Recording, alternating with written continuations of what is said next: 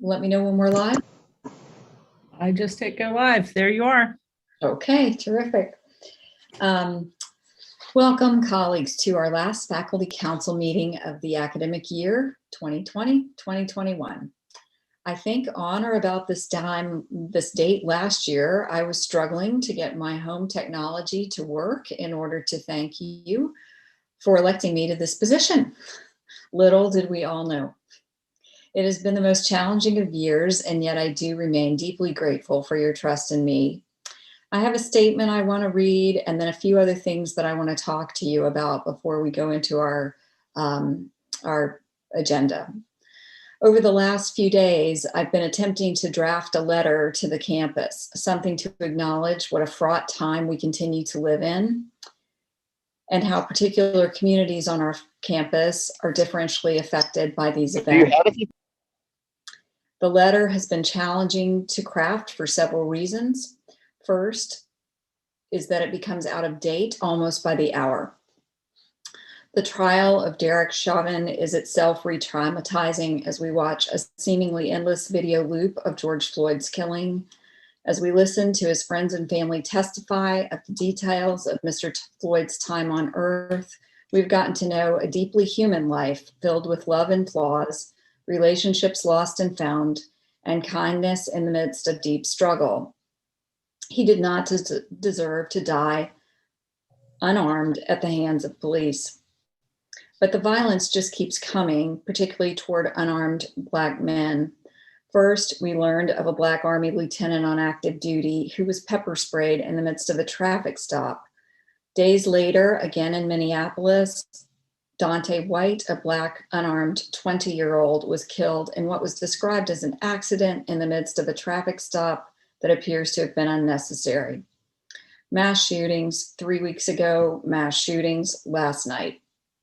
In the midst of this comes news that legislatures across the country, including our own, are taking aim at people who are transgender, attempting to limit medical care and to make schools even less welcoming for trans students than they already are. What to write, and indeed what to say in the face of such news? Nothing really seems quite right. Your work in the classroom and your research changes lives, changes thinking, and changes hearts. I deeply believe this and believe that arcs do bend, however slowly. In the meantime, please reach out to those who comfort you and those who you know may particularly need comfort and be affected by current circumstances. Make your voices heard on the issues, and please reach out to me with concerns and ideas. Let's keep walking, even in sorrow and anger, together. Thank you for taking time for that. And I wanted to let you know about some late breaking news from this morning's faculty assembly, which met this morning. First, we were told that the UNC system is not planning on requiring mandatory vaccinations for returning students. The rationale is twofold.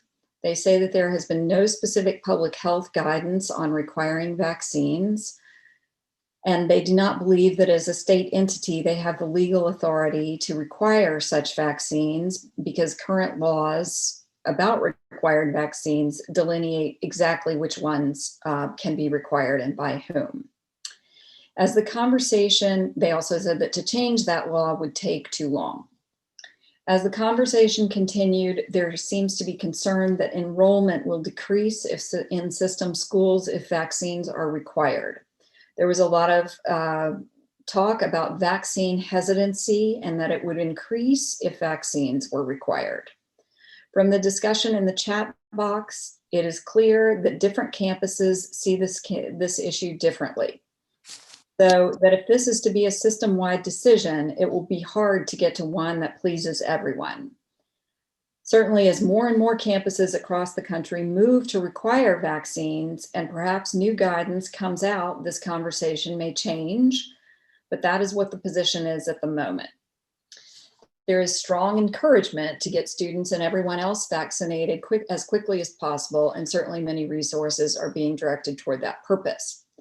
As you know, the Faculty Executive Committee meets regularly during the summer months, and we will be tracking this issue closely I know that many people believe that vaccines should be required on our campus, and I see this as yet another reason that system campuses need autonomy to make decisions that best fits their needs, values, and local conditions. So I wanted to update you on that, which I learned this morning. From there, I'd like to move to our traditional moment of remembrance for colleagues that we've lost during this year who have died. So I'm going to ask our staff in the Office of Faculty Governance if they'll start our memoriam.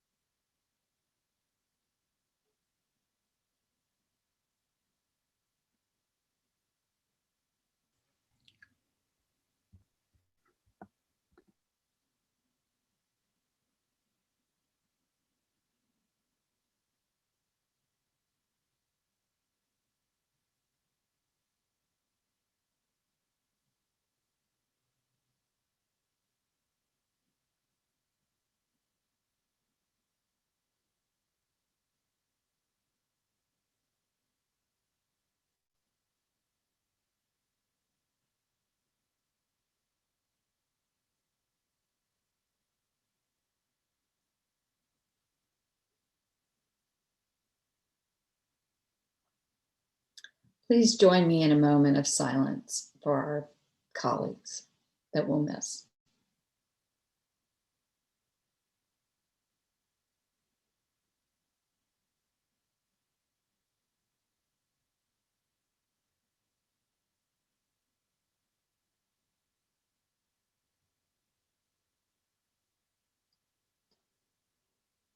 Thank you.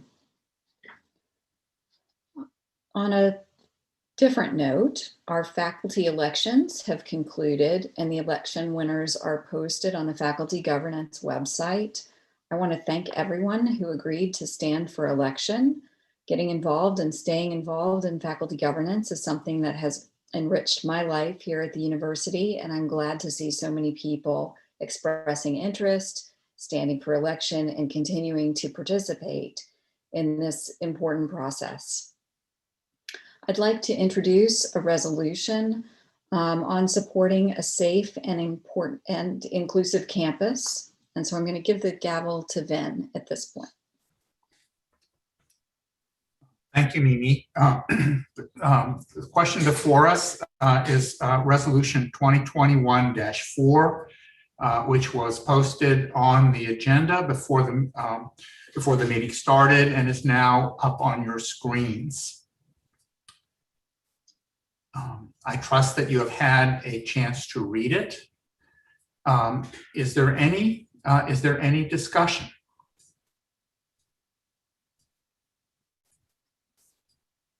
Hearing no discussion, are we ready for a vote? Why don't we go ahead and launch the poll? And let me just remind everyone that for this and the other resolutions we will consider today, only faculty council members should vote in the Zoom poll. So you may get a poll, but don't vote unless you're a faculty council member. Here's the poll.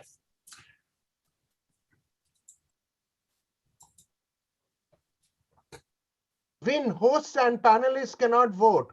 Yes, I noticed that. We will fix that for the subsequent polls. And so I will ask that this resolution be adopted by unanimous consent. Is there any objection to adopting this resolution?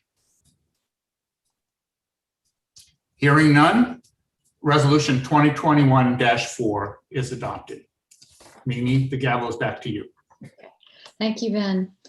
And thanks to everyone for your support of that. I'd like to move now to remarks from our Provost, who is bringing greetings for both himself and for the Chancellor today, who is traveling. Provost Bluen. Yes, thank you very much, Mimi, and good afternoon to everyone. And I would just like to emphasize many of the points that Mimi has already made and are in full support of her opening remarks. So thank you, Mimi, for sharing those thoughts with the entire community. I am here also on behalf of the Chancellor, who wishes all of you the very best today. He is currently with some Carolina alumni to visit important places related to the civil rights movement in both the cities of Atlanta and Birmingham. So I know that we wish him well and look forward to hearing back from him with regards to his visits. Since the last faculty meeting, since this is the last faculty meeting of the academic year, I would like to take a moment to give you a few updates. The good news is we have 19 more days until the end of the semester and 28 days until the end of finals. I know that that all of you, faculty, staff, as well as all of our students, are quite anxious to get through this semester. We have been through a lot, and we have learned a lot, and we have learned a lot about ourselves and about each other. And I feel very good about where we are as a campus in the fact that we have been able to get through this semester and have done, I believe, a very laudable job of pursuing the mission of this university on behalf of the interests of the people of this state. We have tested now nearly 160,000 samples through the Carolina testing program. And currently our positivity rate is somewhere around 0.31%. We have remained very low throughout the entire semester, well below the marker of 1% for asymptomatic testing. Most of the percentage of positive tests within our campus community has been close to 0.1 to 0.2% over the last 2 months. And for that, I give our students tremendous credit for their compliance, their cooperation, and their commitment to upholding the campus community standards. So thank you very much to all of the students throughout this entire semester. They also have been extraordinarily diligent in fulfilling the expectations of being tested on a twice-a-week basis for those who are residing on campus and once a week for those who are off campus. So I very much appreciate all that they have done. Our frontline workers and essential workers on campus have done an incredible job of protecting us and protecting us in many ways, but particularly from this virus, and also working tirelessly on behalf of the interests of the campus at large. I know that I can speak, I think, for all of us in just extending a sincere debt of gratitude to our healthcare workers, who have been serving not only our university community, but our Orange County community and the Central North Carolina community as it relates to provision of high-end healthcare, particularly in light of the fact that we're asking them to perform these services during a pandemic. A word about vaccinations. As of this week, we have vaccinated well over 3,200 students in the Carolina Student Vaccination Center. We have been predominantly using the Johnson & Johnson vaccine, but I know that all of you are well aware of some of the concerns that have been raised. And earlier this week, when attention was brought to light with regards to the J&J vaccine, we paused all vaccinations, mainly due to the serious side effect of thromboses in some patients. The number of individuals who were cited were about 6 out of about 7 million people. But the FDA and the CDC are taking prudent measures to study this particular side effect more carefully before encouraging individuals to continue to use it as a part of their vaccination program. We have been very fortunate, and I want to just thank the state and also the UNC system for working very hard to get to campus a substitute for the J&J vaccine. And we began administering this morning Moderna vaccines to our students. And we will continue to do that as long as we have vaccine doses available and arms to put them in. I again want to extend my sincere appreciation to Campus Health, who has gone to great measures to try to be accommodating not only to our students, but also we have extended accommodation to our staff, particularly our third shift staff, as they have had particular challenges in being able to get appointments for various reasons during the regular week. And so I just want to thank Ken Pittman and all of his team for all that he is doing. I think I can speak for all of us in saying that we're excited about the spring commencement in May, and we're so fortunate to have 2 truly outstanding speakers, Dr. Kazmikia Corbett and Dr. Anthony Fauci being our guest speakers for the May commencement. We're very proud of the work that they have done Certainly, Dr. Corbett being an alum of this university, we're extremely proud of all of her accomplishments and the successes that she has had throughout her career.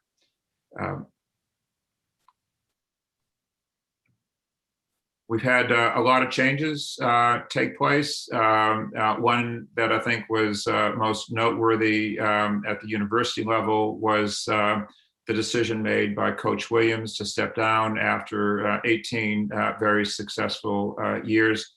So please join me in congratulating him on a successful tenure at UNC, as well as a successful tenure as a exemplary basketball coach for the country.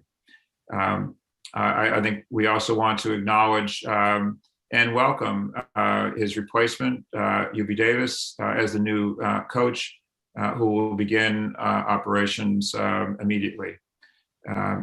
This semester, we've had incredible successes on the athletic arena, and I believe that we right now have several teams that continue to perform extraordinarily well in both the classroom as well as in their athletic endeavors, as we have 3 sports programs right now who are ranked nationally at the #1 level. Yesterday, the Chancellor and I had the honor of recognizing the recipients of this year's UNC Public Service Awards. These individuals demonstrate in extraordinary ways the public service through scholarly engagement, and they do this in a way that is so consistent with the values of this university and the mission of this university as it relates to teaching, research, but particularly engaged service. And so I know that so many of you have been a party to the tremendous work that the UNC Public Service program has been involved in over the many years that they have been in place at this university, and they certainly are a big part of our belief system in that we are a university that is here to serve the people of North Carolina and beyond. So I also just want to thank all of you for the incredible work that you have done over these last several months and continuing to pursue in your own way the mission of this university. Our research enterprise has continued to hum along with incredible precision. I know that for many people have had setbacks with regards to their scholarship because they have not been able to travel or do some of the things that they have needed to do in order to keep their programs on track. But despite many of these limitations, the work of the university in the research and scholarship space continues to move on. And again, I can't thank all of you enough for the incredible work that you have done in the classroom, transforming your classes on short notice, on more than one occasion, expressing empathy and giving our students certainly considerable amount of opportunities throughout this semester as they have had to deal with many hardships, whether it be technology access, whether it be personal and family circumstances, and even their own health issues that have occurred throughout this semester. So thank you very much, not only for your commitment to being outstanding in your service as faculty, teachers, and mentors, but for your patience, understanding, and compassion that you have shown towards our students. I know that they are extremely appreciative of that consideration. And as we approach finals, I would ask that you continue to demonstrate that empathy and compassion as students will continue to be challenged in many different ways as they try to bring closure to this academic year. We are planning on the summer and making appropriate plans for limited summer camps. We are beginning that process of inviting applications from program directors. We will primarily be supportive of camp proposals that involve day camps. There will be very few overnight camps and only for individuals over the age of 18. We're also planning for the fall, and certainly many of those plans are under certain assumptions, and those assumptions are that we will be a highly vaccinated population, that we will be unaffected by variants, and that the majority of our faculty are comfortable coming back to campus. So we are trying to do our best to make sure that all of this is in place in advance of any critical decisions that we have to make in the fall. So with that, Mimi, I'll turn it back over to you and open it up for any comments or questions that people have for me. Thank you, Provost. And I think we do have a couple of questions already for you. Let's start with Deb Icott. Provost Bloin, we appreciate your leadership during these challenging times. And at the Faculty Council, we especially appreciate your updates to the budget. And you also shared with us the cuts over the next 2 years and measures to battle the finances hit by COVID. Speaking at the Chancellor's Advisory Committee meeting on March 25th, Chancellor Kevin Guskowicz mentioned that this year he would be able, or the Carolina community would be able to process raises for faculty and employees. And I just wanted to check with you on that. And while you are at it, if you could give us an update on the budget in the sense that you also met with the chairs of all the arts and sciences departments at a FEC meeting about funding graduate programs. And we really appreciate that. So if you could please give us an update on raises, if at all, and the other elements of the budget. Thank you. Yes. So with regards to my meeting with the chairs of the department, there were a number of concerns about some communications that came to them through the graduate school. And I wanted to make sure that I had the opportunity to correct some misunderstandings there. So I have had a number of conversations with the department chairs. Also have extended those conversations to the Dean of the Graduate School, to Vice Chancellor Knuffman, as well as to Chancellor Guskowicz, and also have included the leadership of the college throughout these conversations. And although these issues extend well beyond that of the college, certainly the majority of the expressed concerns came from the college. It is my understanding that we have addressed those issues, that the majority of the concerns about the budget cuts relative to the graduate program have been fixed and adjusted. And that the timing of that was important because many of the departments were at a critical point in making their decisions with regards to the number of graduate students that they could make offers to for the fall of 2021. So it is my understanding that we have been able to put a plug in that, and there still is some more work to do down the road. And I know that the Dean of the Graduate School is well aware of that, along with Vice Chancellor Knuffman. With regards to the raises and that portion of budget conversations, that we are still waiting. I think what the Vice Chancellor Knuffman and Chancellor Guskowicz, I think, mentioned previously was great optimism at that time, that we would have opportunities perhaps this year to have a chance for raises from the system and from the state. But we have not received any confirmation, so I'm hesitant, Deb, to say with any specificity whether or not that's going to happen or not. But I certainly am hopeful and certainly would love to see us have a generous raise pool for this campus come this summer. So thank you, Provost Bluen. In the chat messages, Mimi shared that there was positive, if not definitive news on raises. And she added, very hopeful at this point, according to the systems office.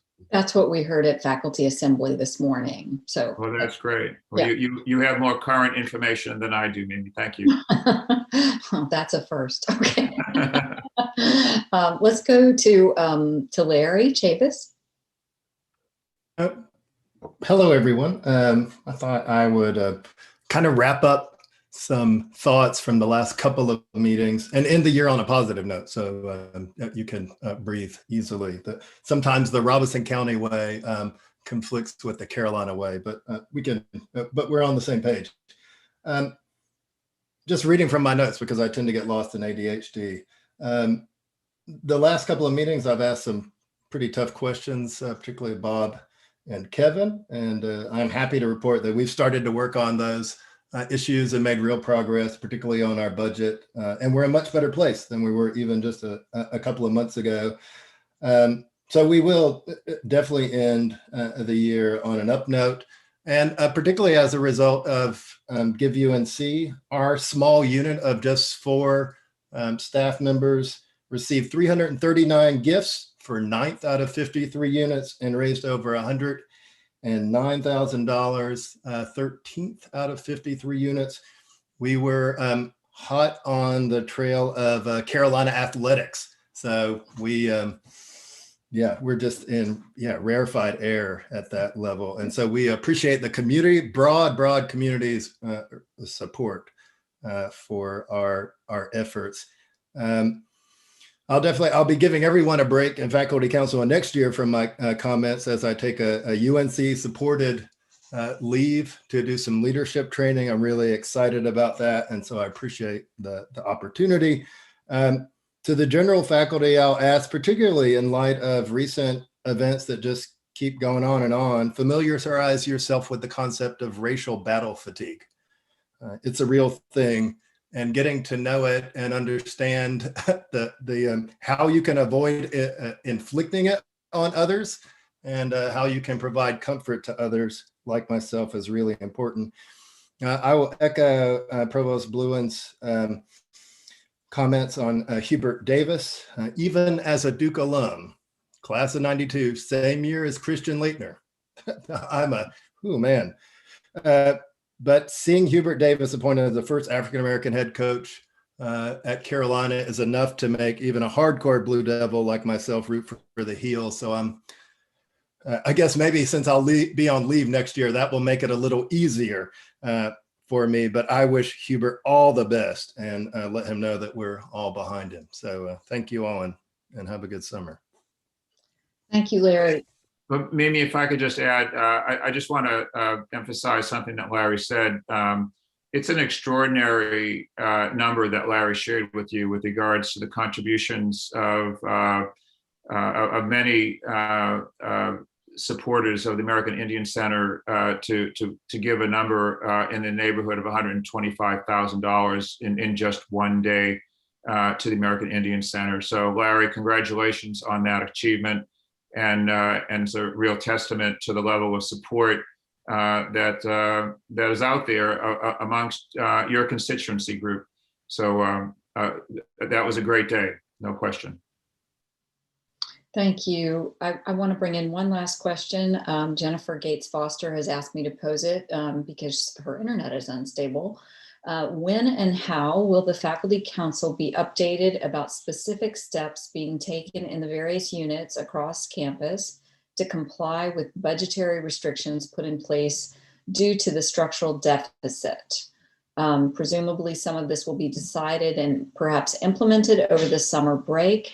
How will these changes and their impacts be communicated to the faculty community? So many of these changes have already taken place. And so as I understand it from the communications that I've had with Vice Chancellor Knuffman, and I don't know if Nate is on the call. Nate, are you on? I haven't seen him, but I'm not Okay. sure. So I'll go ahead and try my best to speak for him, and that is that we have already instituted many of the cuts, and the last report that I heard was that we may be able to address the structural deficit by the end of this calendar year, or at the latest by the end of this upcoming fiscal year. So by June of 2022. So I think that there's a lot of optimism about the measures that have been taken and the ability of the institution to correct that structural deficit that she mentions. Okay. All right. Thank you. Thank you very much. I'm not seeing other hands at this point, and I'm going to try and keep us, I'm going to be a bit of a taskmaster today about the our agenda because it is very full. So thank you, Mimi. thank you, Provost Bluen. Our next item of business is to talk about something that I brought up at our last meeting, which was a resolution that was prompted by a request from Fayetteville State that grew out of the way in which their chancellor's search was held. FEC is bringing a resolution that we fashioned together at our last meeting. And I want you to know, when we have these faculty assembly meetings the night before, all of the chairs gather and meet. And so I did speak with the chair at Fayetteville State and told him that we would be doing this today. He's very appreciative, or at least we would be considering it today. And so he's very appreciative of that. We also, just for the record, had a more general discussion about when campuses were working on similar resolutions, whether or not there was a need to have everything be exactly the same in terms of language across system schools. And it was determined that that was not needed, so that each campus could fashion a resolution that's sort of in keeping with their own traditions and, you know, their own sensibilities and particular ways of viewing the issue at hand. So I wanted to put that out there. Vin, can I hand the gavel to you? Sure, Mimi. So let's get that resolution up on the screen. And so I will actually read this. The Faculty Council resolves. We affirm the following principles. 1, that the process by which a chancellor is hired must have significant faculty influence. 2, that a campus-based search committee with strong faculty voice must play the primary role in selecting candidates. And 3, that a candidate who is hired must have the search committee's support. Processes and policies that undermine collaborative decision-making at either the institution or system level threaten shared governance and should be revised to promote openness, transparency, fairness, and equity in decision-making and searches for senior leadership positions. These principles of shared governance are essential to the University of North Carolina system's continued excellence, national reputation, and accreditation. So that's stating the question. Are there any questions, or is there any comment or discussion?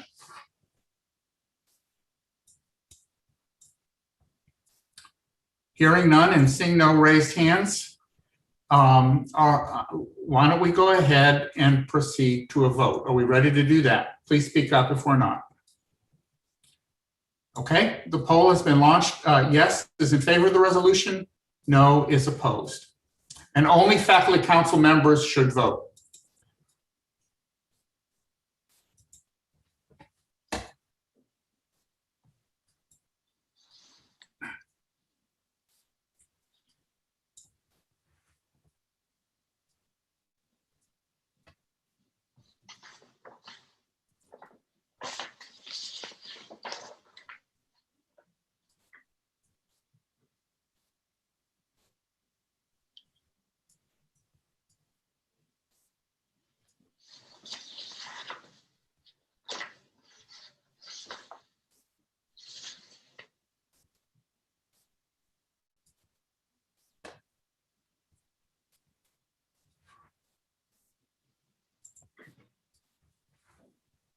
Shall I keep the poll running? Looks like we haven't had any responses recent. Okay, well, if you've got a decent number of responses, let's see what it looks like. The resolution passes unanimously. Thank you all. Mimi, back to you. Okay.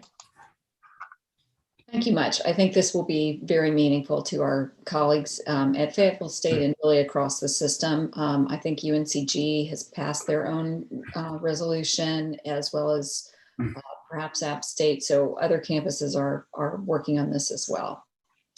I wanted to move to Professor Kia Caldwell and Professor Erin Malloy from Team Advance. They have been, we've been working on a date for them to brief us on their work. So very grateful to them to being with us today. Great, thank you so much. Can you all hear me okay? Great, wonderful. Jonathan Foland, our research project manager, has some slides to share with us. Jonathan? Perfect, thank you. We appreciate you having us today here with Team Advance. Team Advance, many of you have been made aware of this, some of you perhaps not. So what we are hoping to do is introduce you a bit to what we're doing with Team Advance, and also with some results that we have from our mentoring climate surveys that we have been administering each semester starting in fall 2019. Team Advance stands for Targeting Equity and Access to Mentoring, and it is our NSF grant for the campus. And today we're going to talk about early findings and impacts in the mentoring climate survey. My name is Erin Malloy. I'm the director of the Center for Faculty Excellence and the lead principal investigator for Team Advance. And I'm joined today by Professor Kia Caldwell, who is our special assistant to the provost for Team Advance and a co-PI for Team Advance as well. Jonathan, if you can move to the next slide. So in Team Advance, we've been working on several different objectives, ranging from, when you look at the top left corner, support for early and mid-career faculty mentees by a leadership development program, as well as a peer mentoring circles program and professional development workshops as well. On objective 3, we are developing faculty mentors with specific mentoring training that's related to incorporating intersectionality and gender and racial inequities in our mentoring training for faculty. And then moving down to objective 2 on the lower right, we provide resources and support for chairs and deans. And Kia Caldwell's role is so important in having developed close relationships with the provost office as well as chairs and deans to ensure that units are putting together development plans and mentoring plans for their departments and their faculty that are intersectionality and gender and racial inequities informed. Our mission is to catalyze a culture of active, equitable, and effective mentoring for our faculty across the university and across social identities. So we move to the next slide.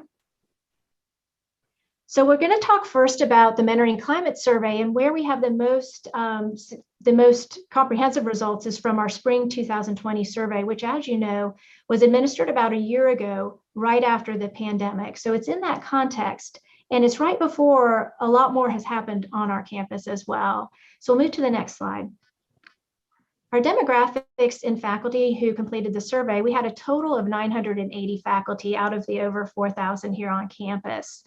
We see in terms of units and schools that it mirrors that our faculty population, with a majority from the School of Medicine, followed by Arts and Sciences, and several other of the professional schools.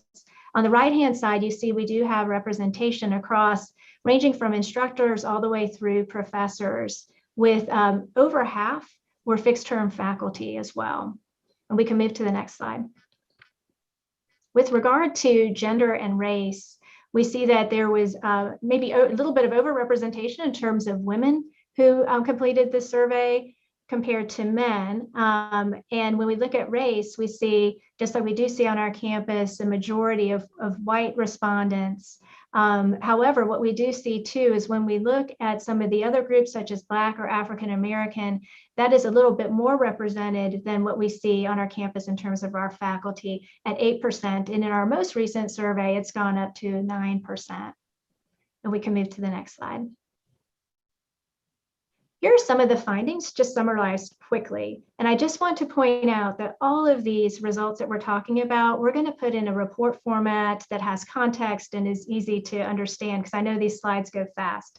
But some of the findings from the spring 2020 survey include, on the upper left box, that out of our faculty who reported that they were receiving mentoring, that the majority report that they found their mentors on their own. So when we look at those who had mentors within their department, almost 40% of them located and secured that mentor on their own. And if they had mentors within the university, but not in their department, that goes up to 61.4%.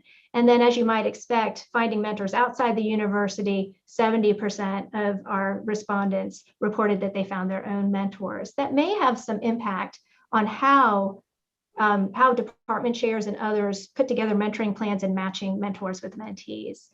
On the upper right-hand side, we see that 2/3 of our respondents report that they know that there is a mentoring plan in their department for junior faculty. However, for mid-career faculty and fixed term, those numbers go down. And so we do see that there's less report of faculty mentoring programs for mid-career faculty and fixed term faculty based on our faculty responses. Also, we do see that almost 40% of faculty reported that they really don't know if there is mentoring for mid-career faculty or fixed term faculty in their departments.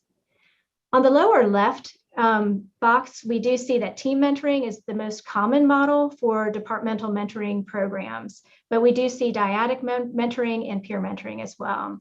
And then in the right lower box, the blue one, we noticed that about a quarter of the faculty who responded reported meeting with their mentors once per year or less often than that. And we did see a trend for men of color in that percentage was 30.6% of them. And we can move over to the next slide. I'd like to focus on the middle graph here, which is individual mentoring. So respondents were asked on a scale of 1 to 5, with 5 being very satisfied, what was their satisfaction with their mentoring? And with individual mentoring, we see starting off, even before we began anything from Team Advance, those numbers were pretty high at around 4.3 and 4.4 out of 5. And then from fall 2019 to spring 2020, we do see a slight increase, not statistically significant though, but of about 1/10 of a point in that set. Where we did see some significant increases was in peer mentorings, and this was from women who completed this survey. Between fall 2019 and spring 2020, there was a significant increase in satisfaction with peer mentoring. And we also had the same finding with the women who reported that they were members of Team Advance, and particularly our peer mentoring circles program. We can move to the next slide. This is a very complicated slide in very many ways, because one of the things that we did ask of our faculty were some very hard questions around the mentoring plans from their departments and to what degree they agreed that gender inequities, racial inequities, other inequities, intersectionality, work-life balance, and access to mentoring were being achieved. And so we asked that in terms of a Likert scale, with, again, the 5 being strongly agree. And so when we took the respondents who had responded either a 4 or a 5 and put those percentages on this graph, you can see that the percentages of faculty who agreed to some degree that inequities and intersectionality issues were being addressed is on the low side. You can see, like, for addressing gender inequities, it's 28.2%. What we see for women of color across the board, and we can move to the next slide, is that all of the numbers tended to be lower in that particular group. A bright spot is that the highest level of agreement was in the bottom, where we see the chair is dedicated to ensuring that all faculty are mentored effectively. So there's more satisfaction and more confidence in the chairs being dedicated to this. What it does point out, though, is that this is a huge need on our campus and a place where Team Advance can make a difference. And we can move to the next slide. Now we're going to talk a little bit about our faculty participation and some early impacts that we're noticing from Team Advance. We can move to the next slide. So in 2019-2020, which was our first year of programming, we had 191 faculty who participated. These were unique faculty. We had nearly 50 who participated in 2 or more of our programs. You can see from the demographics at the bottom that white women were the preponderance of our participants, which goes along with an NSF Advanced grant, but we did make our programming open to everyone. You did not have to be necessarily in STEM. You did not necessarily have to identify as a woman. We did see, of course, BIPOC women were the second most common at 30%. On the right-hand side, we see strong representation of assistant professors, and that orange represents fixed term, so fixed term assistant professors. And then you can see as we move up, we do have a representation from associate professors and full professors, and that the tenure tracks seem to be more common than the fixed term at those levels. And then the smaller circles represent numbers of faculty who participated in many of our programs. And we can take a quick look at this, but then move on to the next slide. Thank you. And in 2020, so to compare in 2020 to 2021, which we're finishing now, our numbers so far point to an increase, 216 unique faculty. The makeup is relatively similar demographically, but we do see more participants who identify as men. Additionally, we see a very similar breakdown in terms of assistant versus associate versus full professors, as well as the fixed term versus tenure track. I'd like to point out in terms of our mentoring programs, our mentoring training, we have trained over the past 2 years over 90 faculty in specific mentoring training that includes an intersectionality and gender and racial inequities approach. And these faculty completed hours of training to do this as well. Additionally, we saw increases in our professional development workshop attendance, our peer mentoring circles as well. We can move to the next slide. So now we did in our mentoring climate survey in spring 2020, ask a question about how was Team Advance helpful? And this is for those who identified having participated in Team Advance.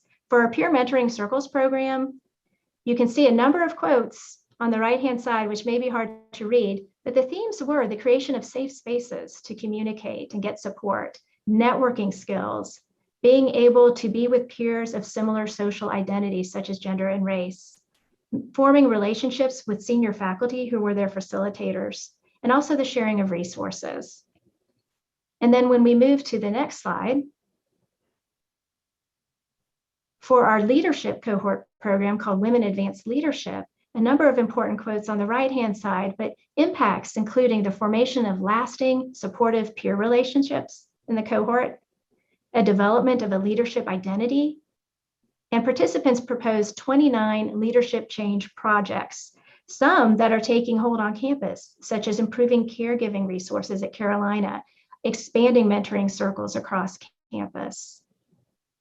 And we can move to the next slide. From our mentoring training, again, quotes on the right, and on the left, I can show you some general impacts, including the importance of gender and racial inequities in the academy, and understanding those in terms of putting together their own mentoring, understanding intersectionality in mentoring relationships, and then more clearly articulating someone's own mentoring philosophy and mentoring plans. And the next slide, please. The final slide that I'm going to present is really a capstone slide. The peer mentoring was good because I connected with other women who are going through the same things. It was good to know that I'm not alone. However, it was eye-opening to see that most of us feel very undervalued and experience systemic discrimination that we unfortunately have to just put up with because we're too busy trying to keep our heads above water to do anything about it ourselves. And so with that, we're going to move it over to Kia, who will be taking on some of specific questions that we asked in our fall 2020 surveys related to the impact of COVID on our faculty. Thank you. Thank you. Thanks, Erin.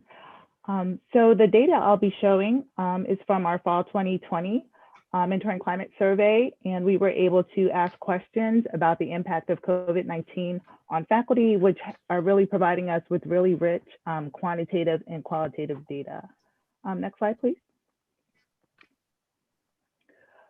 So just to give you a sense of the demographics here, the majority of the respondents to the particular COVID-19 questions were women. There were 355 respondents, and we can see responses to one of the questions here, which is, has a diagnosis of COVID-19 impacted your health or the health of a family member?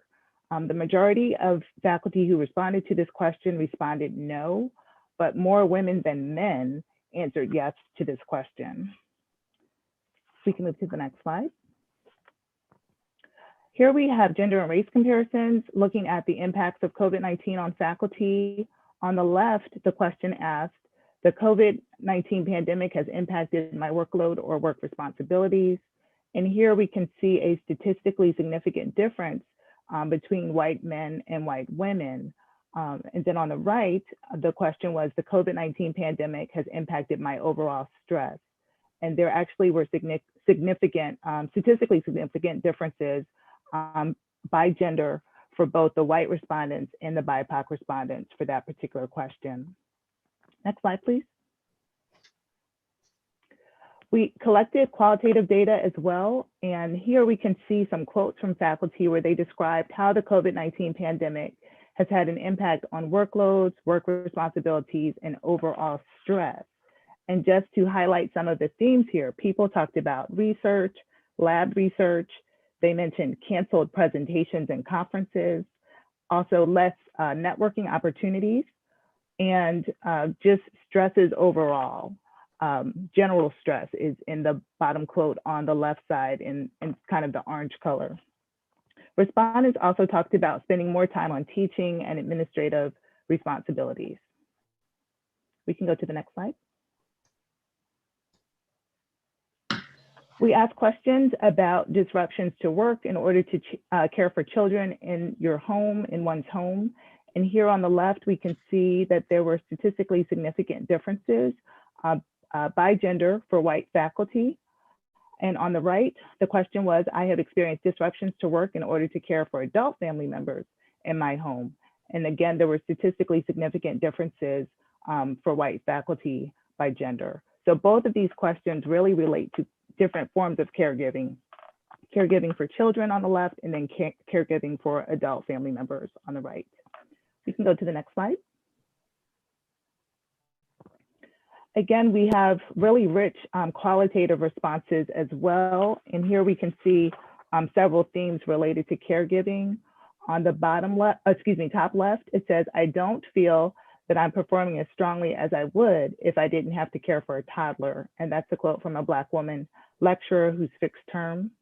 On the bottom left, we see, I worry that I will be alive.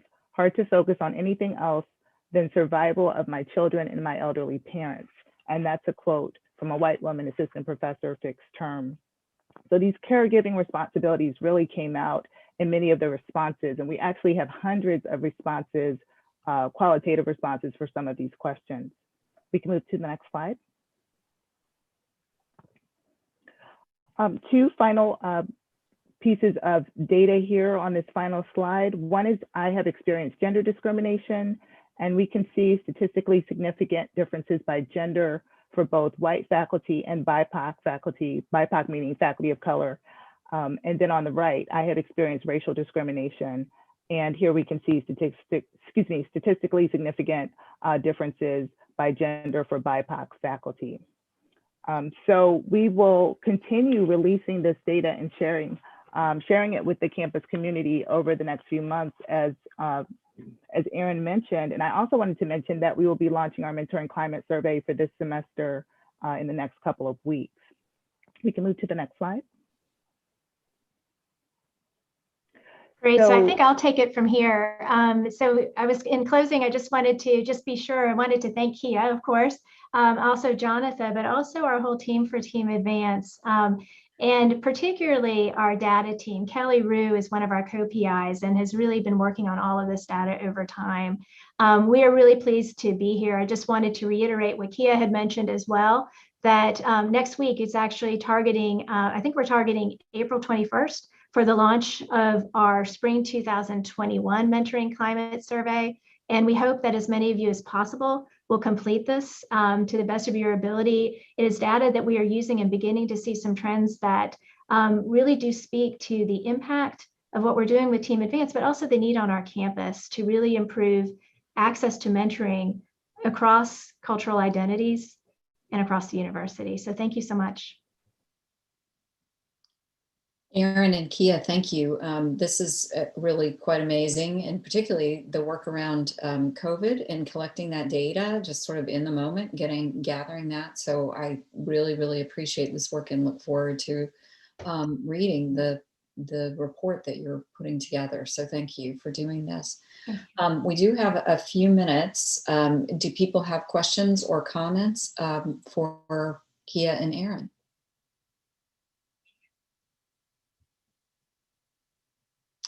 Okay, I'm going to take the opportunity then, if I can, to bring in a comment that's come in through our live stream. I typed part of it into the comments that relates to explicitly providing grace to students and that are navigating the very difficult situation in the country that I referred to in my comments, you know, particularly Black and Brown students that are really regularly traumatized by what's happening. So I just wanted to bring that to your attention. They did also, there's sort of another question that's embedded in that, which was in the ellipse that I put in there.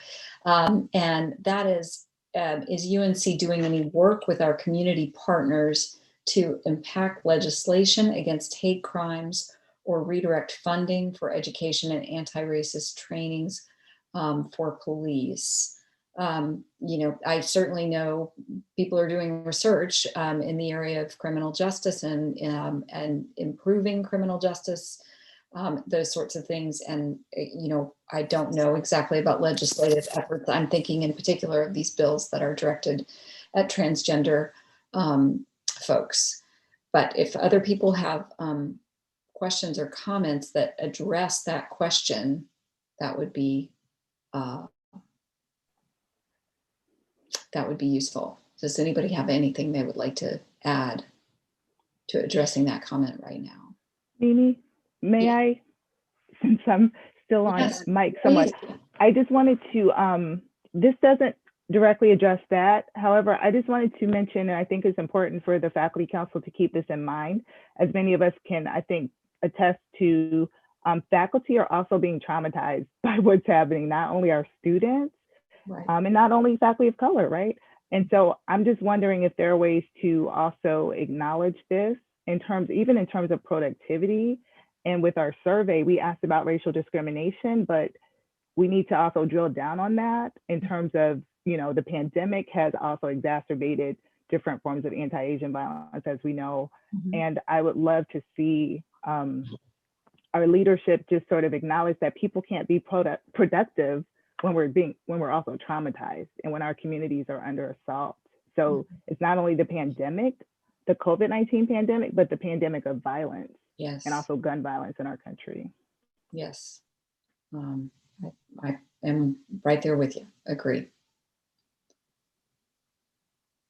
Mimi, I don't know if Ron might want to comment. I know that he has mentioned before some of the actions that have been taken through the APT committee, at least to try to address some of these concerns that Kia raises as it relates to promotion and tenure. And also we have focused a lot of attention with the deans to try to make sure that they understand not only the letter of the revision of the APT recommendations, but also to encourage deans to institute practices within the schools that take into consideration these times, particularly as it relates to junior faculty, but also mid-career faculty, as Kia mentioned, that have been significantly affected by the pandemic. So I can jump in a little bit. Bob is quite correct. We've been communicating with the schools and with the department chairs about just helping faculty through this difficult time. And part of that is that the trustees allowed us one tenure clock extension in addition to 2 years of tenure clock extension that were previously in place. And it's been quite remarkable to see how many faculty have reached out for that kind of assistance, and what their stories are. They're really quite poignant. And of course, different fields are definitely affected in very different ways. Different people are affected in different ways. We hear a lot about faculty who have family care responsibilities that they haven't heretofore had, and there's every effort being made to provide a kind and careful response to faculty needs. That being said, we're always open to new ideas, and if there are faculty on the council that believe there are other ways that we can help support the faculty, I would love to hear about it. This is part of what we're trying to achieve, and this is all new terrain for us, but we're walking that walk, trying to make our faculty, and not just our students, our faculty, feel that the university really cares about them. Larry has put a new book in the chat that looks like it would be valuable reading for certainly for me. I'm going to order it right away.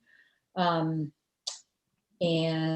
a question has come up, which Kia has answered in the chat, that is about next steps related to the survey, and Erin is weighing in on that too. So I direct you to the chat for that. I see Jessica Boone has her hand up. Thank you. I just wanted to add, since we just mentioned students and faculty on the other side, to think also about the extraordinary effects the pandemic has had on our graduate students, especially our students who, I mean, there's one version of the students who were in classes, but there's another version of the more senior students who have had all of their research plans disrupted. The travel bans have ended projects. There is no discernible job market, at least in the humanities. And the graduate school has eliminated, at least for this year, fellowships for incoming students that will impact some of them for their entire career if they came or they did not come, and also seems to have reduced the number of dissertation fellowships available for precisely the number of the students who were most directly impacted in their research plans and writing. So I just wanted to express that I hope that in all of our thinking about the ways that this is impacting everybody in terms of instructional time and in terms of research time, that it has come down particularly heavily on the most fragile of our community. Thank you, Jessica. Bob, did you want to respond to that? Yeah, I just wanted to comment on one part of what Jessica mentioned, and that is the graduate student travel ban. And Jessica's right that the system office has instituted a travel ban, out-of-state travel ban that's both domestic and international. However, I have been, all exceptions come to me and or to the chancellor, but particularly for the graduate students, they come to me through a process. And we have been approving travel for graduate students for all the reasons that Jessica mentioned. So Jessica, if you know of students, you know, that need to travel, please encourage them to go through the exception process. And we have been quite liberal in our support of their travel, as long as they are taking what we would consider best measures or best practices in terms of taking protective measures. And to follow up, I do appreciate that from the university, but part of the travel ban is not most concerning from the system, but from the fact that there are countries that people cannot enter most countries around the world. So our students are just absolutely stopped entirely in their tracks. And there is little hope. There's no discussion of extra years of funding for our graduate students the way there's just extra years on the tenure clock. I hope the administration will start thinking some of those things through. Thank you. Thank you, Jessica. I also just want to highlight kind of what Kia was bringing into the conversation, that as we think about the impacts of what we've been through, that it is the pandemic and it is the violence and it is the racial violence, that we don't sort of lose sight that multiple things are happening at one point. I think everybody's very comfortable talking about COVID, and sometimes we're not as comfortable talking about the impacts from other places. Sharon, did you want to join the conversation? Yes, I did. I want to thank the council for approving the measure to recognize our transgender community here, both on campus and across the state. I just want to say something to recognitions of trauma. I think as we move forward and we begin to try to come back to campus together, I think what we're hearing is that it's not, I think recognition is important, but I think we need to bake something into our weekly time on campus to acknowledge, to produce care, and also to acknowledge the multifaceted ways in which we are experiencing this pandemic as a community. I don't know what that'll look like, but I think, if we are thinking about collective mental health going forward, we really need to figure out what are we going to do every week as a community to really acknowledge that we do more than care, that we stop time and actually take time to care. Thank you, Sharon. Yeah, that's an important sentiment.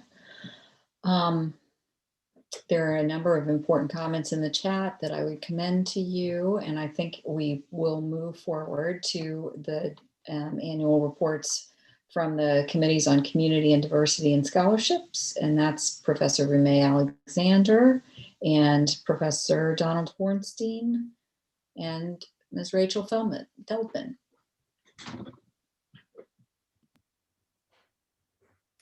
Hello, everybody. I have put up my screen. Is it sharing, or does someone else need to put it up? It is.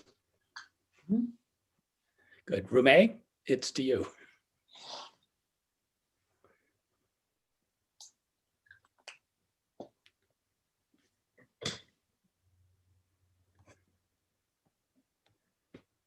Is Rumay, I know is there. I've been watching her.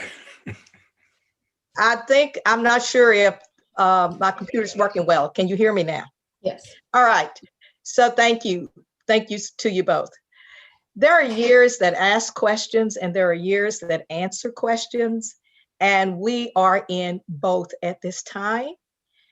And if you'll give some thought about that as part of the context for this joint presentation between us, as we talk about access and excellence and the crossroads that we find ourselves in.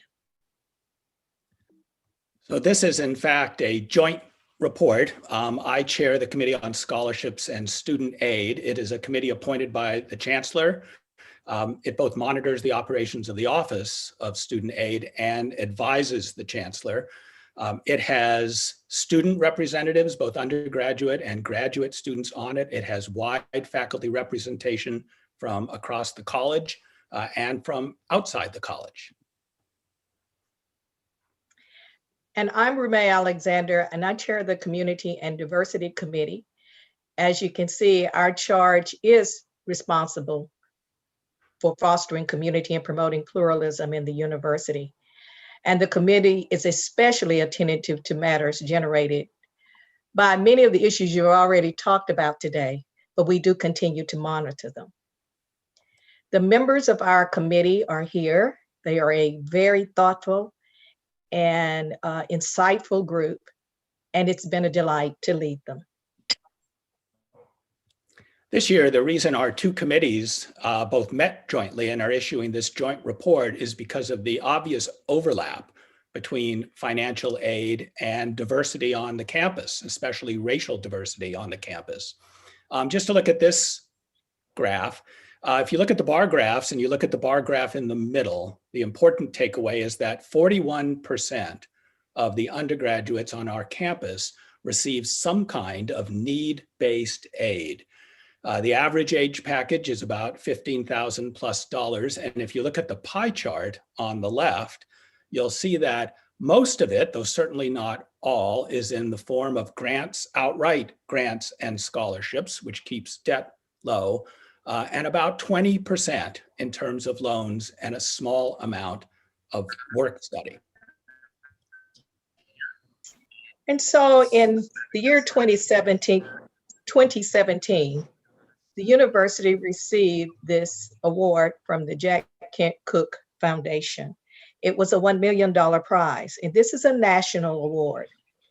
What it basically has recognized, and that many of you already know, but I'm going to remind you, we are in front of the game, and so much so that we had some stiff competition, and we came out on top. In that year, the finalists that were in that space were Brown University, Rice University, Stanford, and UC Berkeley. In addition, we are also listed by the New York Times as one of the top colleges doing most for the American dream. Princeton Review declared us to be the best value in public higher education, and Kiplinger Personal Finance has listed us as the best value for 17 years. And of course, we are perhaps most widely renowned for the Covenant program, which was a nation-leading program designed for families making in the neighborhood of $50,000 a year or less to come to Carolina and have their graduates graduate debt-free.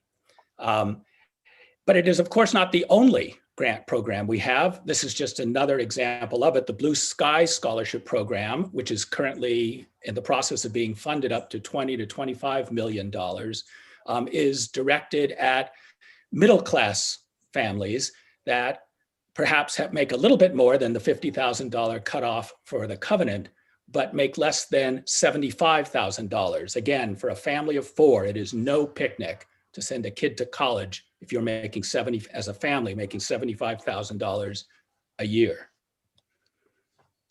And so we thought you might like to just take a look at a screenshot we grabbed from the website on the data and demographics, but I'm calling special attention to the fact that for our 2020 fall class, which was the largest class of admissions, in spite of COVID, those two statistics at the bottom where you see the 22% and the 14% are vitally important to have your attention. 22% of Carolina's new students are first generation, and 14% of that 22% are ranked either as first or second in their graduating class from their high schools. So we are getting the best of the best. I mean, the central question that our two committees had to look at, especially when we're looking at the structural deficit and cuts that programs across campus are being asked to make, is the extent to which we can keep faith, not just with the program as we've historically run it and the honors and reputation we have gained because of it, but even whether we can keep faith with the state's motto, which I'll remind you is esse quam videre, to be rather than to seem. The important thing to appreciate about need-based financial aid, and this is our fall 2020 class, is that need-based financial aid, the dominant trait that characterizes students that receive need-based financial aid is not their need, it is their merit. It is a misnomer to think of need-based financial aids in some way being divorced from merit. It's precisely the opposite. Of course, all of our admissions are need blind. Here's one thing to realize. With need-based financial aid, this is just need-based financial aid. If you look at the top three factors, and you just look at some indications of how strong academically these students are. And then if you look at the bottom 3 factors, think of them as social metrics, you can see precisely some of the things that Rumey just pointed out we like to brag about, like we brag about exactly on the data and demographics page that Rumey showed you. 18% being first generation college, 36% being rural North Carolinians, 22% being underrepresented minorities. Watch this. If we did not have need-based financial aid, this is what our entering class would look like. I'm going to reiterate, this is getting rid of need-based financial aid. You'd see this huge drop in pure merit down to from the top 10% of the class to the actual top 10 in their graduating class to being the valedictorian or salutatorian, not to mention huge drops in exactly the things that we put on our webpage that we want to be seen as being. First generation college, rural North Carolinians, and underrepresented minorities. You cut need-based aid and those change. And there's no, getting around that. In that sense, if you cut need-based financial aid, as I have said before, it is not like we are shooting ourselves in the foot. It is literally, we are shooting ourselves in the head. We are getting rid of the sort of meritorious students that is the public good that we all benefit from as their teachers, not to mention the public good that we provide to the state in terms of social mobility upward. And so if we zoom in a little further, picking up from where Don was making his point just a moment ago, this slide really looks at the minority population amongst our undergraduate students. And this is in 2019. So if you look at the bottom line, in 2019, all undergrads, 29% of all, were minority students. If you look at that top line, 41% of the minorities received and depend upon need-based aid. Were we to cut such aid, a huge decline of minority students would be on our campus. And that affects all that we are about, the experiences that our faculty and students would have. And quite frankly, we all know that talent and innovation does not have a gender or a race or ethnicity or an economic status. So we lose out in terms of what we contribute to the state, the country, and to the world.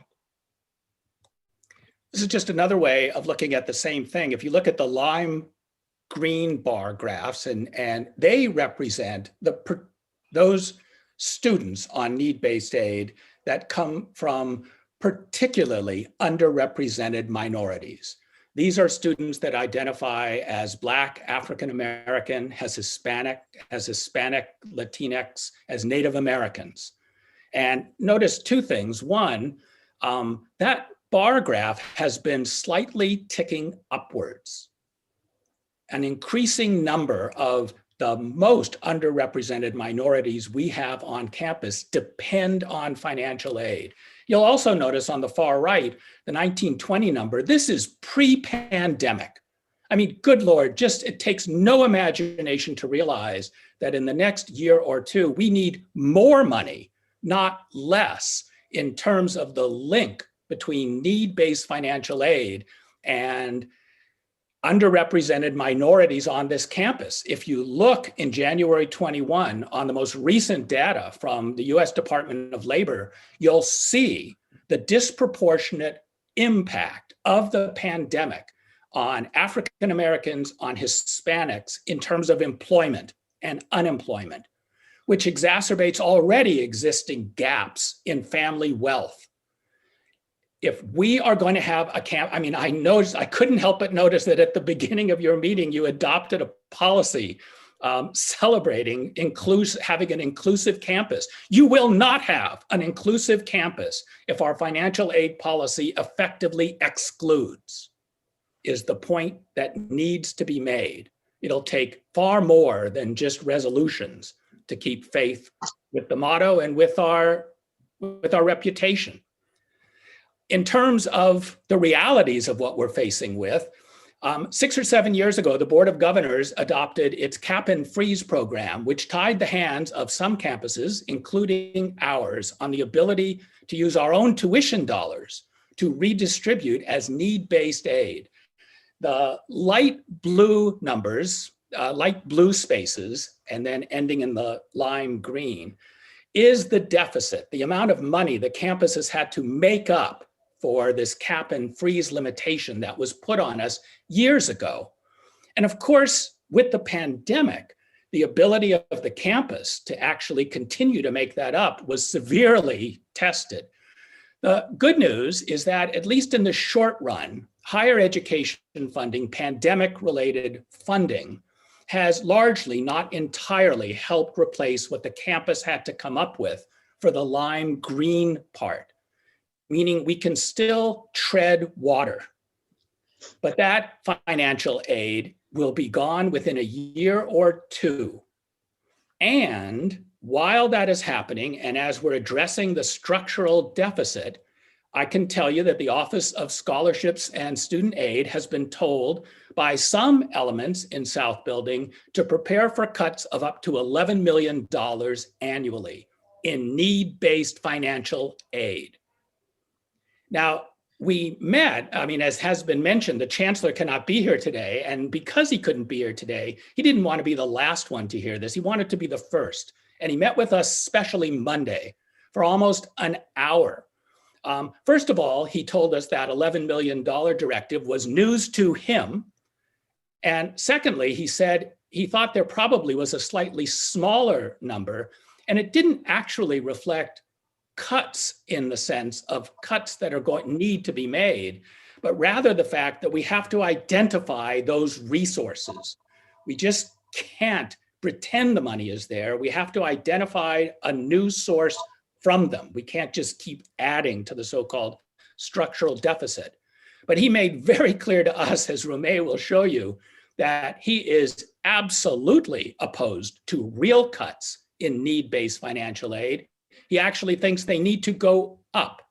And that, of course, is completely consistent with what Carolina has been all about to this point. The office has been economizing strenuously in the last few years. None of this money is wasted. It has cut fat to the extent there was any. And to be honest, 2 years ago, when I reported to you, it was getting to the point where they were starting to cut muscle. If an $11 million cut would be cutting bone. We could not be who we say we are. And so, as Donnie's mentioned, our chancellor, even our previous chancellor, Carol Folt, as well as our current chancellor, Kevin Guskowitz, have said that financial aid is in the DNA of Carolina. And this tradition is strongly felt and supported by him, as has been mentioned.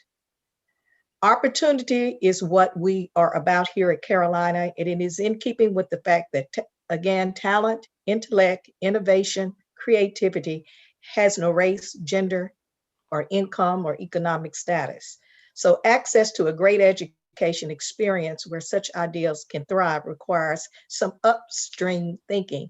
And that was part of the conversation that we had with our current chancellor. In fact, you have a direct quote from him here about his support and belief in financial aid. And furthermore, plays into the messaging around expanding the number of students that we accept and bring. More first-generation students, more minority students, more rural students to Carolina, and training them to be the next Rhodes Scholars and civic leaders and scientists and who knows, maybe even the President of the United States. Again. I'll mention just two quick other things. Of course, you're aware of the fact that Carolina does put its money where it's putting its mouth where its money it wants to be. One of the largest components of the campaign is about $1 billion for financial aid, 400 million of which is for need-based undergraduate aid. To be honest, it's lagging. And the chancellor pointed out that in the 1.5 to 2 years that still lay ahead, filling the rest of this circle is a top priority. That said, don't forget, this is endowment money as opposed to direct cash money. And there's going to have to be some accounting for ways we fill the gap in the meantime as we're filling the coffers. I'd be remiss if I did not add that graduate student financial support, which is also part of this, is incredibly shortchanged at the moment. We lag not just drastically private institutions in graduate support, we lag almost all of our public peers in the amount of graduate stipends that we give. And it is not an easy answer to say, we'll simply soak out-of-state undergrads. That will simply say, well, we just won't give you any financial aid. The only people who can come here from out of state will be those who can pay it. Were we to do that, by the way, the Office of Admissions estimates we would lose 10 to 15% of the underrepresented minorities on campus that we now get from out of state. When we mentioned this to the chancellor on Monday, he thought the number would be higher. Not to mention the general geographic diversity and the outright deservedness of the students from out of state that we bring here.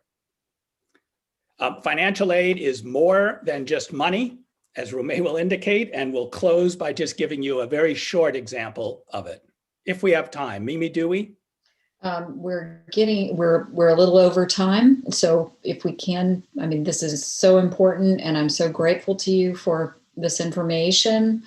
So, but if we could, we do have a big agenda today. Unfortunately, it's really big. Well, we have made our points and we are happy to make them.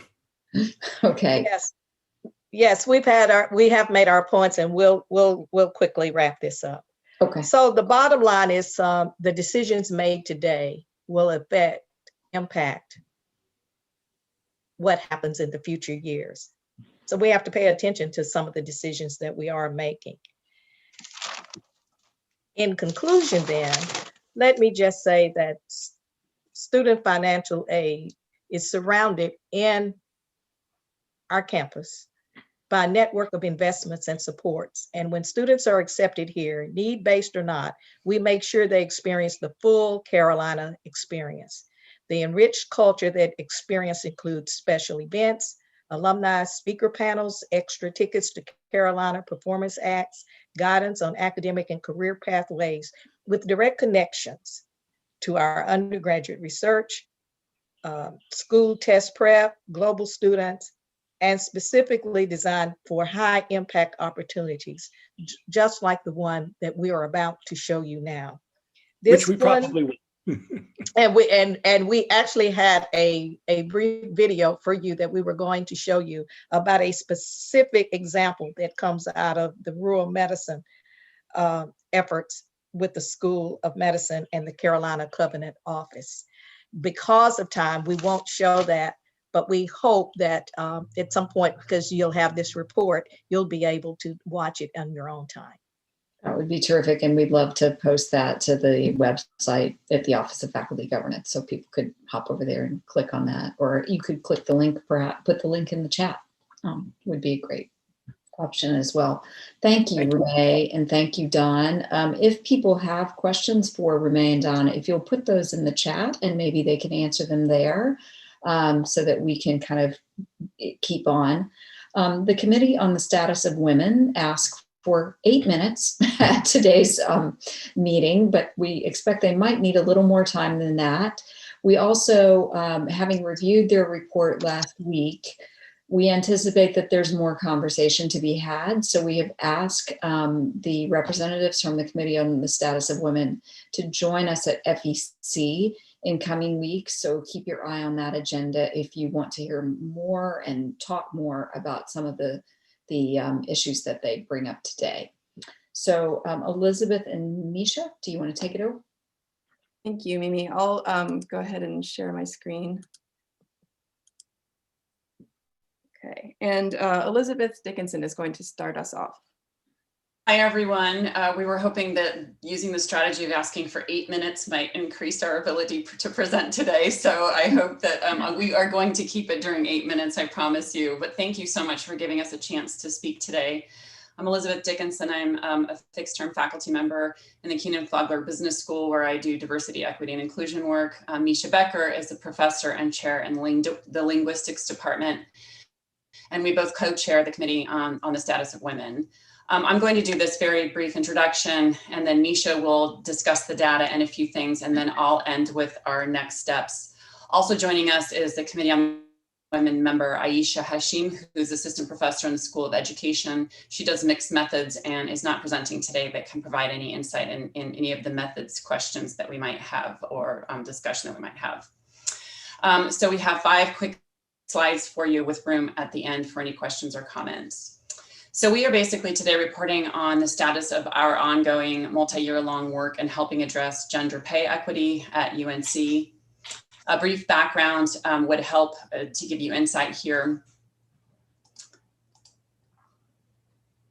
As a reminder, UNC, I know that Ron Strauss and Lynn Williford's office have worked very hard with us over the years in this space for giving us reports. Lynn Williford's office has done several salary studies over the years in 2002, 2012, and 2017. And then most recently in 2020, although that's a draft and we haven't received the final study yet.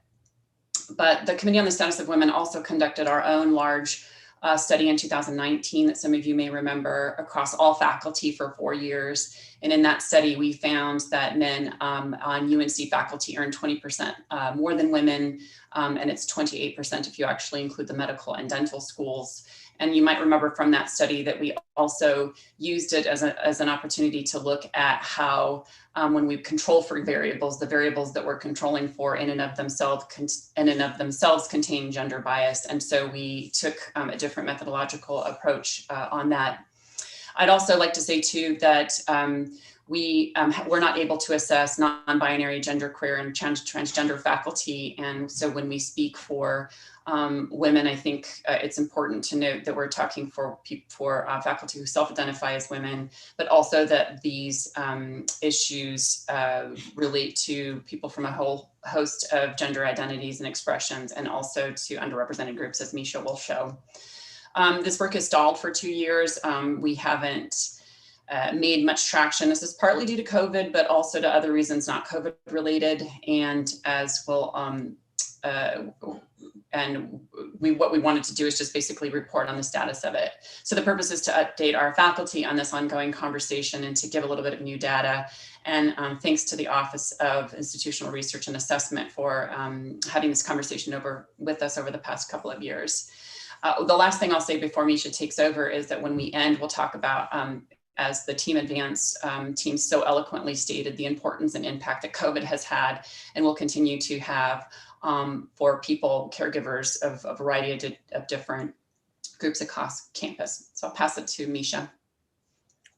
Thanks. So in the 2017 salary study that Elizabeth mentioned, there was found to be a statistically significant difference between male and female faculty salaries in academic affairs, and a notable difference between male and female salaries in the health affairs that did not include medicine, however.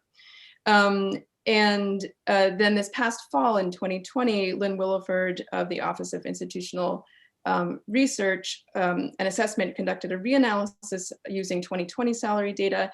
And here I'm showing just the preliminary results, which I think are pretty instructive. So the bars in this graph show the mean male and female faculty salaries in academic affairs and in health affairs without medicine in 2017 and 2020 respectively. And these are the real dollar amounts. So these are not the numbers from the regression model. These are the actual mean dollar amounts. And what we can see is that male faculty salaries remain higher than female faculty salaries by around $20,000 to $30,000 per year. And mean female salary in both divisions is around 80% of mean male salaries. So the academic affairs male-female difference is no longer statistically significant by the regression analysis based on the 2020 data. However, we would like to emphasize that as the report draft states, statistical significance should be used as only one indicator of the importance of group differences, and lack of statistical significance does not guarantee that observed differences are not meaningful. And this follows the AAUP recommended procedures for conducting faculty salary analyses. And it's important to remember that our paychecks come in real dollars, not probabilities. Moreover, as we've consistently noted, the analysis controlled for variables that are themselves gendered, and Elizabeth already mentioned this. These are things like tenure status, years in rank, and these factors are often explained away as simply a pipeline issue, but we know that the pipeline is leaky.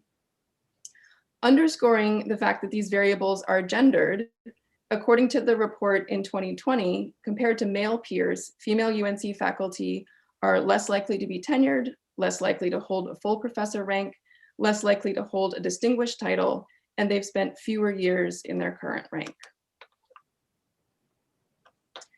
Beyond gender, there are additional dimensions of equity that must not be ignored. In particular, in 2020, compared to white faculty, faculty of color are less likely to hold tenure, are less likely to hold a full professor rank, and have spent fewer years in their current rank.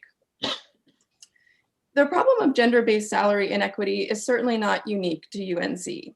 Faculty salary studies by the University of Texas system, University of California system, University of Michigan, Ohio State University, University of Memphis, and other campuses within the UNC system have all documented that female faculty earn less than male faculty at all ranks.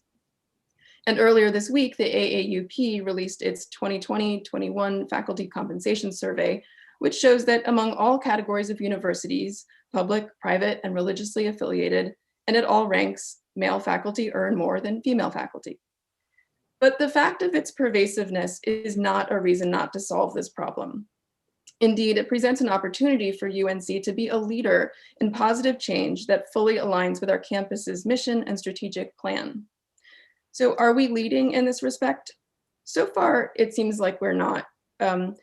To just give one example, according to a recent report from the EOS Foundation and AAUW, UNC ranks 114th out of 130 universities in the percentage of highest paid employees who are women. Therefore, despite modest recent gains, the Committee on the Status of Women remains concerned that salary inequity remains a critical problem on our campus. And now I'll turn it back to Elizabeth. Thanks, Misha. So just to wrap it up a bit here, and go ahead, Misha, just go ahead and display them and I can walk through them. So we need to have a continued administrative recognition that salary and equity is and should be considered to be an ingredient in the larger strategic plan. These are similar recommendations and next steps that we've been talking about for a number of years now. And it's really interesting. And I know that, Bob and Ron and Lynn and I and several people in this room and I have had conversations about this is a very challenging issue because it's simple in one way that you can just get money and throw money at it, but it's also complex in other ways that it needs addressing via large cultural change. And so we all have these deeply embedded gender biases, regardless of our gender identity, that affect how we make recruiting, hiring, mentoring, and advancement decisions. We have spoken before with chairs, for example, about the work that needs to be done in order to change organizational habits and practices to better and more equitably make these decisions. And an educational cultural shift is also needed. And it's one of the things that I wanted to pause here as Team Advance, and thanks to them for pointing to these ongoing issues and putting data to these factors as well, is that another forthcoming first order analysis is especially crucial to think about the challenges of COVID-19, the pandemic, and how from underrepresented gender groups are likely adversely affected by productivity, promotion, et cetera. And so I think what we would like to do is plant the seed that next year doing an additional follow-up study is incredibly important, because it's next year's data and the year's data after that that will be vitally important to measure what happens because of this year's pandemic.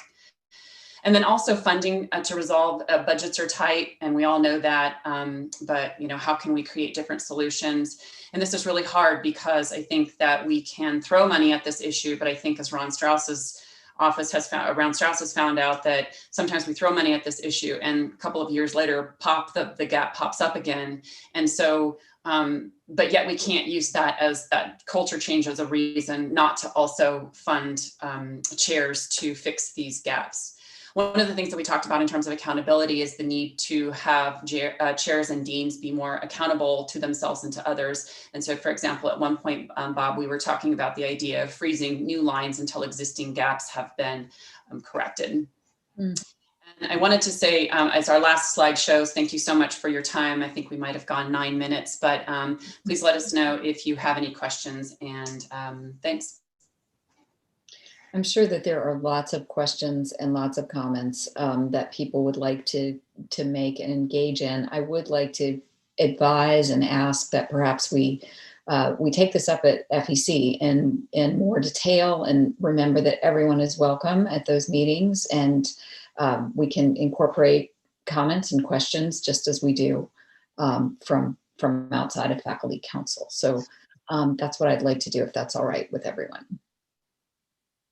And Misha and Elizabeth, thank you for leading this hard work. I know it's a lot, and it's been a lot in the current climate, and thank you for doing it. Thank you, Mimi. Okay. Ben, do you want to take over with reports by title? Yes, I'm happy to do that. Just very quickly, we have a number of reports posted with the agenda. In addition to the Committee on Community Diversity report, which you also heard from the podium a few minutes ago, we have the Administrative Board of the Library, the Buildings and Grounds Committee, the Educational Policy Committee, and the Faculty Executive Committee report. Are there any questions about any of these reports? Hearing none and seeing no raised hands, these reports are accepted by title, and I want to thank the committee chairs for all their work and for submitting the reports. Back to you, Mimi. Okay. I want to welcome Suzanne Gullidge at this point, who will be talking to us and bringing a recommendation about the election for the Secretary of the Faculty. Suzanne. Thank you, Mimi. I'm Suzanne Gullidge, and as chair of the advisory committee, I appear today to bring to Faculty Council our nomination for Secretary of the Faculty to succeed Professor Vin Stepanitis, who served our committee and faculty governance so tirelessly and effectively, and to whom we're very grateful.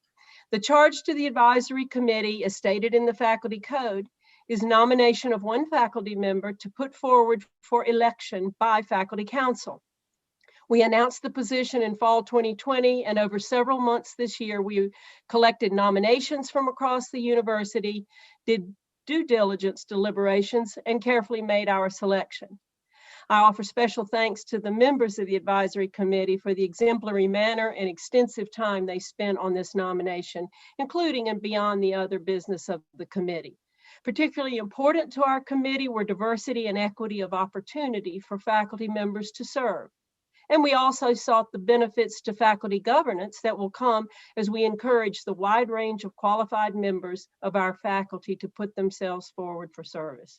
The committee was fortunate to have several highly qualified individuals nominated and who were also willing to be considered for our nomination. We contacted the individual who is our nominee to invite her to go through that important and time-consuming process of proposing the logistics that will be involved in her own work and necessary adjustments to her work responsibilities if elected to this position by the Faculty Council. That detailed task took place over a period of weeks, after which she accepted the nomination of the advisory committee. So we're delighted to nominate Professor Jill Moore from the School of Government. She earned the JD degree from Carolina and has been here in professional roles since 1997. She served on the Faculty Nominating Committee and Faculty Grievance Committee and the Committee on the Status of Women. She's currently a member of the Faculty Council. Her work requires expertise in policy and regulatory codes for governing bodies and rules of procedure for deliberative bodies. You may see her full resume if you look in the agenda for today, so I won't elaborate additionally on her considerable qualifications. With her portfolio of expertise, the endorsement of colleagues, and her commitment to equity, inclusion, and the mechanisms of governance that respect faculty voice and deliberative processes, the advisory committee is pleased to nominate Professor Jill Moore to be the next secretary of the faculty. Thank you, Mimi. Thank you. Ben, do you want to take it from here? Yes, thank you, Mimi. So let me first ask Faculty Council, are there any additional nominations for this office from the floor? Hearing no additional nominations, I think we can proceed to a vote. And so we will launch a poll. A vote of yes is a vote in favor of ratifying the advisory committee's choice of Jill Moore as the next secretary of the faculty. A vote of no is a vote opposed to ratifying that choice. So please, only Faculty Council members can vote.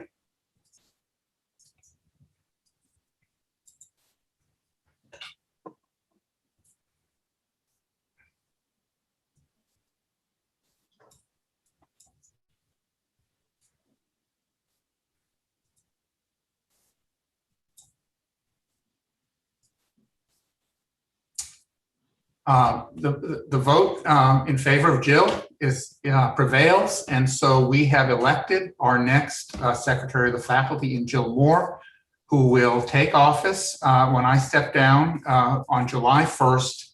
And let me just say that I am personally delighted that at the advisory committee's choice, I'm delighted that Faculty Council ratified that choice, and I really look forward to working with Jill in the coming months over the course of the transition to make it a smooth one.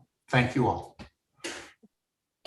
Thank you, Vin, and congratulations to Jill. And I do think that this is also quite historic. We have never had a woman in this role.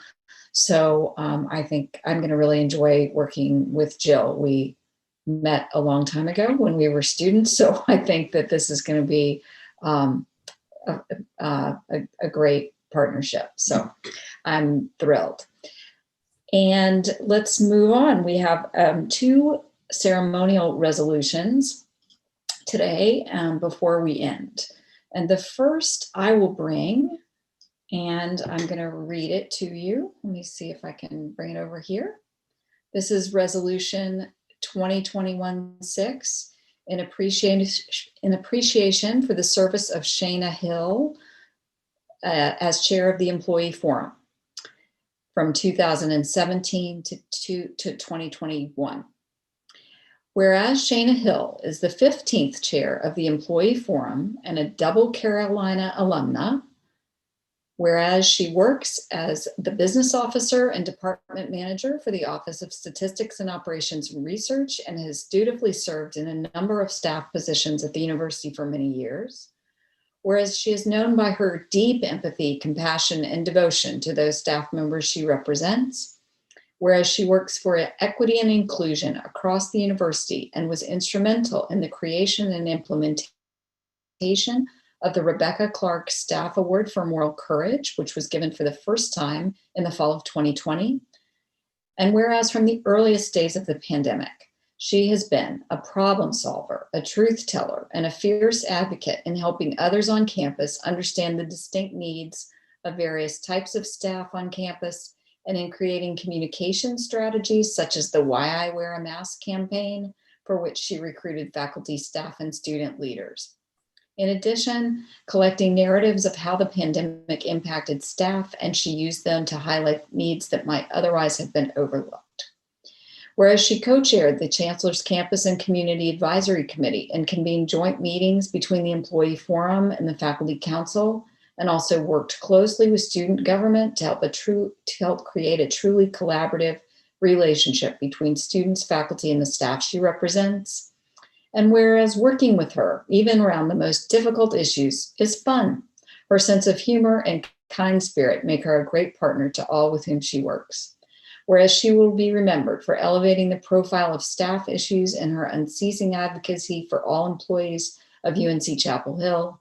And whereas she has been formally recognized with the Star Heel Award and the Adams School of Dentistry Beyond Excellence Award, therefore let it be resolved that as she leaves her role as chair of the Employee Forum, the faculty of the University of North Carolina at Chapel Hill joins our colleagues across the university in expressing appreciation for Shayna Hill's tireless service, volunteerism, and commitment to creating partnerships between faculty, staff, and students. Please maybe turn on your, or unmute yourselves, and let's give Shayna a round of applause. Employee Forum. I am beyond honored. I just want to say that as a tiny girl, I watched my mom leave at night to come to night school to further her education. And I cried then, and I'm crying now. This has been an honor of a lifetime. Thank you very much. I so appreciate the recognition. Thank you, Shayna, for everything that you've done. And then I think we have a ceremonial resolution that is going to be brought by Professor Eric Muller of the law school. Yes, hi, everybody. Is my microphone actually working? Yes, it is. Good. So I would like to read to you a resolution that has been reviewed and approved, I should say, by the members of the Faculty Executive Committee. And it's entitled On Appreciation for Vincus P. Stepanidis' Service as Secretary of the Faculty 2016 to 2021. We, the Faculty Council, approve the following resolution in honor of Professor Vincus P. Stepanidis on the occasion of the completion of his term as Secretary of the Faculty. Whereas this is the first resolution in 5 years that he will not have reviewed and certified for procedural and parliamentary propriety, a daunting task we undertake only with the inspiration of his example. Whereas he has been a faithful servant and embodied the spirit and values of the University of North Carolina at Chapel Hill since arriving on campus in 1988. Whereas he has been an intellectual leader at the university in the fields of archaeology and anthropology, serving over the years as professor, research laboratory director, and curriculum chair, and currently holding the William E. Luchtenberg Distinguished Professorship. Whereas he has a record of service to the university matched by few in its history, including, to mention only his current commitments: membership on the Chancellor's Advisory Committee, the Faculty Executive Committee, the Faculty Council, its Agenda Committee, the Committee on University Government, the Honorary Degrees and Special Awards Committee, the Faculty Nominating Committee, and the Commencement Committee. Whereas to list the administrative boards, advisory boards, steering committees, search committees, and review committees at the university on which he has previously served would violate Robert's rules due to excessive length. Whereas also since 2016, he has carried out the duties of the Secretary of the Faculty with constant thoughtfulness, mastery, creativity, and energy in difficult circumstances requiring far more than the usual of each, particularly the challenge of transitioning the operations of faculty governance to an all online format due to the coronavirus pandemic. Therefore, be it resolved that the faculty of the University of North Carolina at Chapel Hill honors and expresses its gratitude for his outstanding and tireless service as Secretary of the Faculty. Again, unmute and let's give Vin a round of applause. 3 cheers. I see a hand up from Mary Floyd Wilson. Mary, did you want to say something? Or was No, I'm just really bad at clicking the clap hands thing. Oh. Okay. Well, it really is. We are going to miss Ben a lot, and we are very grateful that he's going to be helping Jill get oriented to everything that's happens in the Office of Faculty Governance, which until you are in a role like mine, you don't know everything that goes on behind the scenes and what it takes to do all of this. So thank you, Ben, and it's been a pleasure to work with you, and it's been a challenge over the year. Given all of these circumstances, and we did it, and we did it because of you. Well, we did it as a team, and I just want to thank everyone for their kind words. And, you know, reflecting back, I realized I've been on faculty council for 11 years straight, and for 14 of the years that I've spent as a faculty member here at UNC Chapel Hill. So this has been a big part of my professional life. And I've really enjoyed the time that I've spent with you and your predecessors at the council. And my only regret this year has been that I haven't had a chance to interact with you in person, which is a real first. So let me just close by just saying it was an honor and privilege to serve as your secretary. I wish you the best for the next year. And I know that you'll be in good hands with Jill Moore moving forward from this point. Thank you again to all. Okay, thank you. Well, then, as your last act, do you want to ask for a motion to adjourn? Thank you. I would be happy to do that. I would invite a motion to adjourn this meeting. So moved. Is there a second? Second. Okay. Without objection, we are adjourned. And everyone have a great summer. Bye, everybody.